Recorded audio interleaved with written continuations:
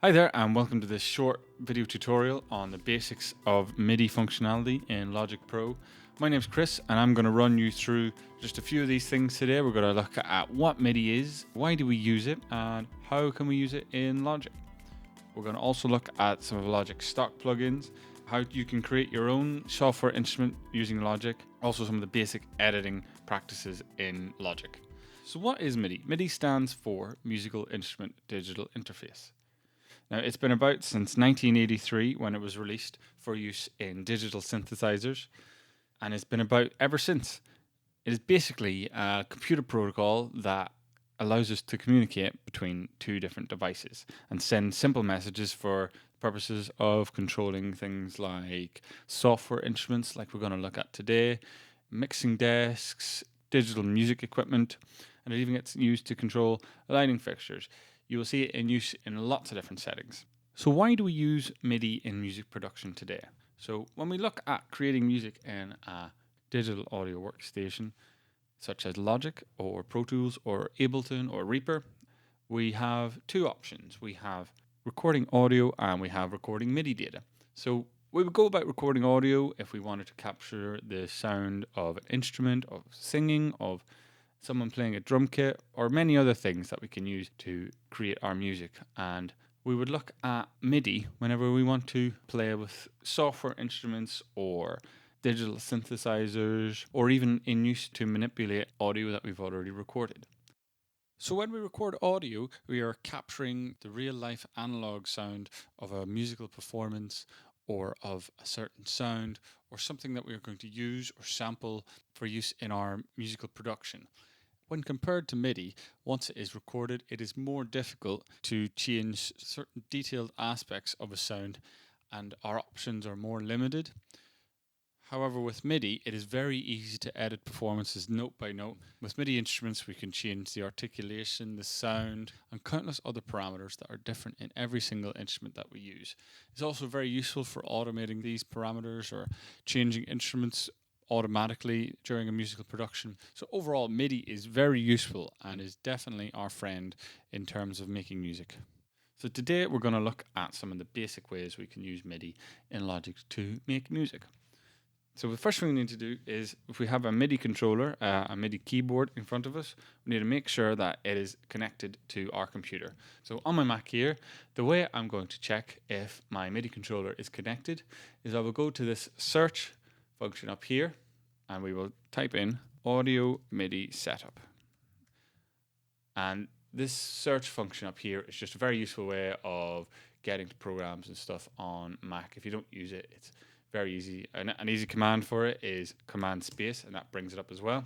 It's very simple, a lot easier than searching through your applications folder. So now we will just open this up, and this is audio MIDI setup. So in Mac, the first thing that comes up when you open the audio MIDI setup is this audio devices page. So we don't need that right now. So we go up here and we select Audio MIDI Studio from the Window tab. So this will open up this window here. So as we can see, this box here is highlighted. So that means that this device is being seen by my computer and it is communicating with it. These ones that are grayed out are ones that have previously been connected. So if you see them, it might just be a device you have previously connected to your computer. It just means that they're not currently connected. So if your device is not showing up here in this window, it could be one of two main things. So it sounds quite stupid, but the first thing that you should always check is if it's plugged in or not. The amount of times that I have worked with audio equipment and things are not connected properly, and the problem is simply it's not plugged in, is ridiculous. It's crazy, but that's what it's like.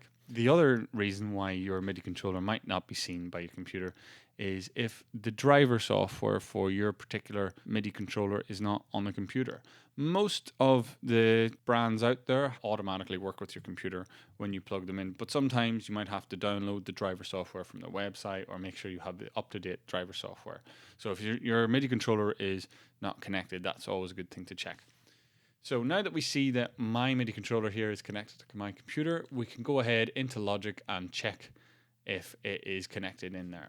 So when you first open up Logic, this window here will appear, ask you to create a track. So there are two different types of MIDI tracks you can create in Logic. You have the software instrument and you have the external MIDI. So we're going to look at software instruments today using some of the Logic stock plugins.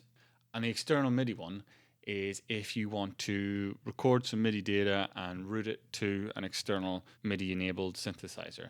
So we're just going to go ahead and create a software instrument with the default patch selected and this open library thing selected as well, and that will open up our software instrument library once we start up. So go ahead and create this here. So Logic has opened up our library here on the left hand side and loaded the default patch, which is the classic electrical piano. So let's go ahead and test if it's coming through. So we have signal coming into Logic, which is good. We are good to go. Another thing about Logic's software instrument library, they've got a great range of things straight out of the box, which is great for the value of the product compared to other DAWs, which probably don't come with as much stock instrument ones straight out of the box. It's got a range of really, really good ones that you can use for everything, really, including if anyone used Logic 9 or GarageBand, you've got all the previous ones that they've had before, plus all the ones that they've added now, which are a great improvement on some of those old instruments.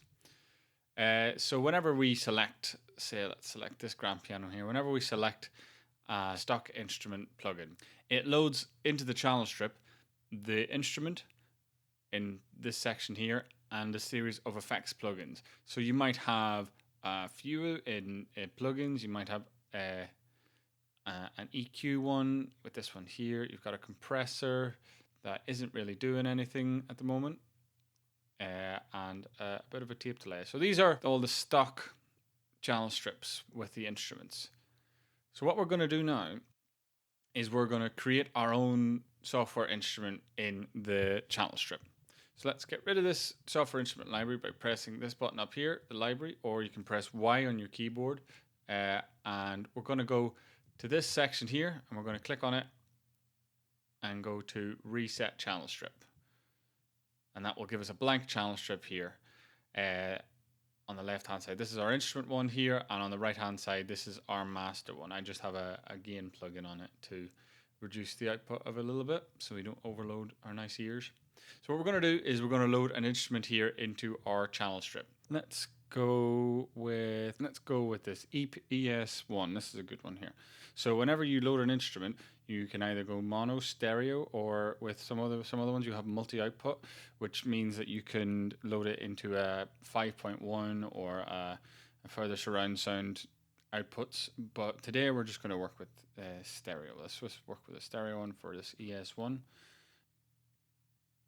And as you can see when you open it up, Logic has built-in presets in every plugin and instrument that it has in its stock library. So if we go through and pick just one of these here, let's go for just one of these synth pad ones here. So if we just turn it down a wee bit. Oh, that's nice, yeah. Yeah, very nice.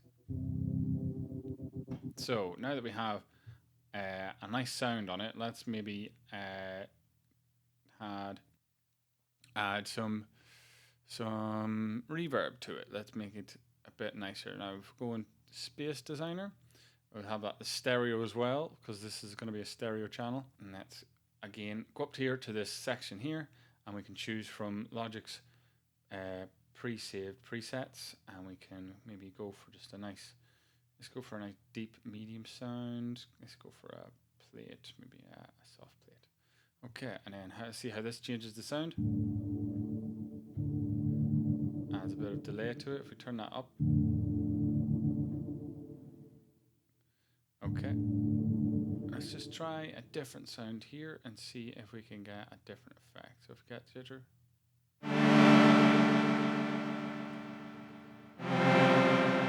let's listen to it without the reverb. Just a bit closer, and now it's a lot of a wider sound now. So just as we were playing there, you see that this is overloading here. So what we need to do is we need to put a compressor on this. So if we go to Dynamics and Compressor here, just load a stereo compressor. This is just the Logic stock one, and it is loaded up here. We can go through the basics of compression and how to use compressor in a different video and how to use all these parameters to best use your compressors on different signals. So, but for this one, we're just going to load up one of the stock ones because we're using a keyboard type thing.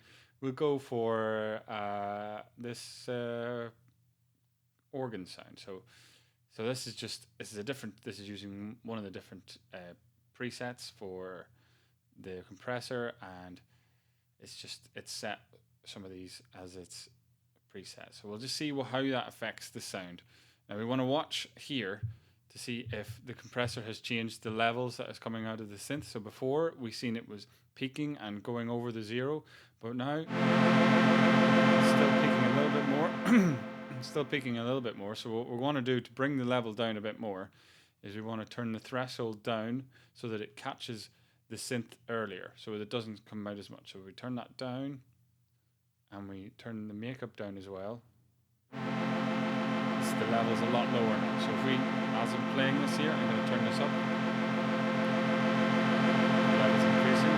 Bring that back down to about 19. Now you can play with that yourself. You can play around with the compressor and what each one does.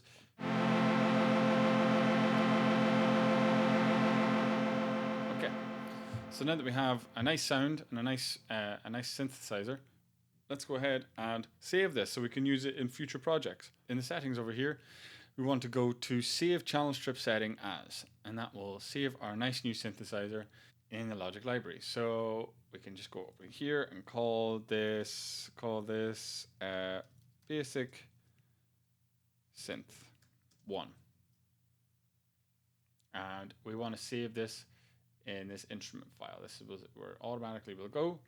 And now when we go and create another software instrument, it will appear here in this basic synth. You can also create folders. You can organize your synths and all your instruments into different categories. But for now, it's just going to be saved there. So now let's go ahead, and I'm just going to load up one of my synths here. I'm just going to load up this one here. This one I made previously. Just hear what this sounds like. Just a nice soothing sound. So we're going to have a look at a different kind of software instrument here. I'm going to add another software instrument, this time having the empty channel strip rather than the default patch.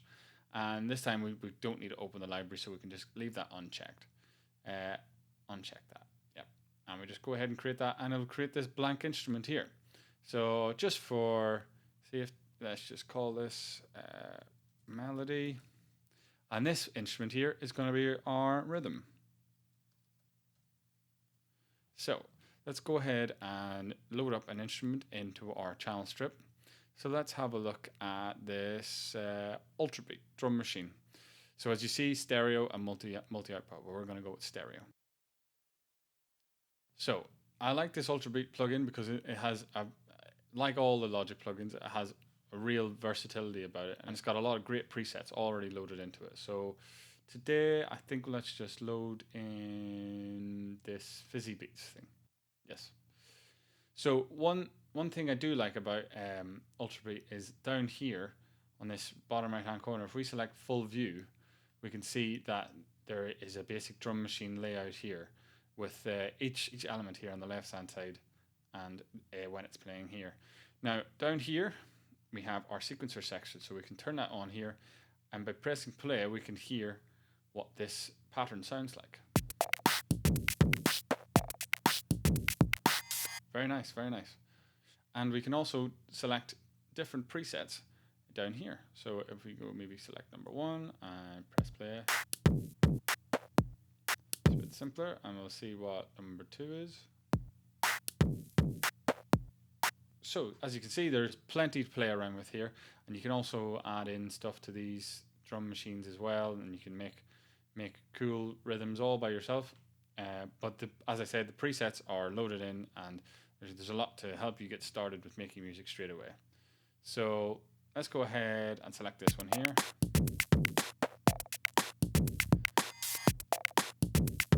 That's very good. So if we want to play with this rhythm in our arrange window, we are going to use this button down here, this drag to arrange window, and we're going to drag that across and add it in here on that rhythm track. Now what we want to remember to do on the Ultrabeat is to turn off this sequencer, because if we don't, whenever the project is playing, it will continue to play that loop even after it's gone over that region there. So now that that's off, we can close that there. So now that we have this simple drum beat, I'll just we want to loop this maybe for a little bit more, so we can play with it for more than just 2 bars. So on the top right hand corner of this region, we're going to go and drag it across, and we'll go to just 4 bars here.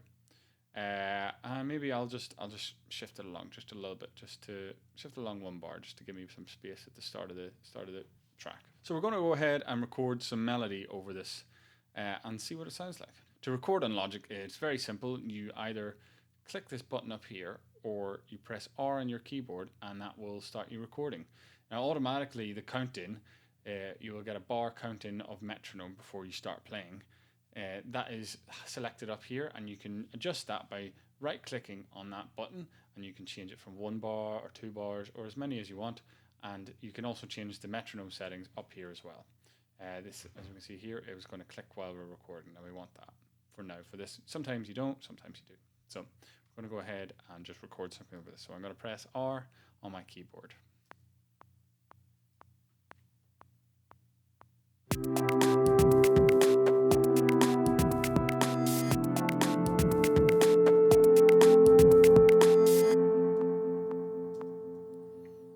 Nice. Okay, now that we have a bit of melody in here, let's go ahead and we can start editing our MIDI data. So if I just select this region and click on this button over here, we can open up our editor window. So this window opens up in the same window that you're working with, but if you want, you can also open up a separate window just for the editing. If you use the shortcut Command 4, that will open up a separate editing window that we can use. So let's have a look at some basic editing features on Logic. So as you can see, we have notes for each one we've played, and when you highlight them, it plays the notes handily as well. If you want to move a note from one note to another, you just click it and drag it up or down. There's also a shortcut if you press Option up or down, and that will move the note up or down for you. If you want to move the note up or down an octave, you press Option Shift, and it goes up an octave or down an octave. So there you go. So if we have a look at some of these notes, I think they're all quite good, but if I think I might extend this one to the end here. So we do that by going to the end of the note and just clicking and dragging. This little cursor will come up at the end, and it will also do that in the front. So we come to the end and maybe drag that to the end. So as you can see, this note here is a bit louder. From this section here, we can see velocity over here says that this is 100, and this one here is 61. So let's bring this one here down to 61, just so we can have a bit of consistency as well. Now, as you can see, some of these lines here are a bit over on the bar line, so it means they're a bit early on the bar, so not quite in time. So an easy and handy way to quickly put all of these notes in times, if we select them all, and we use this thing over here called time quantize. Quantization is a great thing in most DAWs, but in Logic it's no exception. We can use it to quantize notes to a great number of measures. We can go from a full bar, half bar, all the way down to triplets and different swing settings. But for now, we're just gonna have it selected at an 8th note, and that just by clicking this here, that will automatically align all these notes to the nearest 8th note. The start of the note will go to the nearest 8th note. So now, if we have a listen to this and see what it sounds like, now that we're all in time. So if I go back to the start of the bar and press play.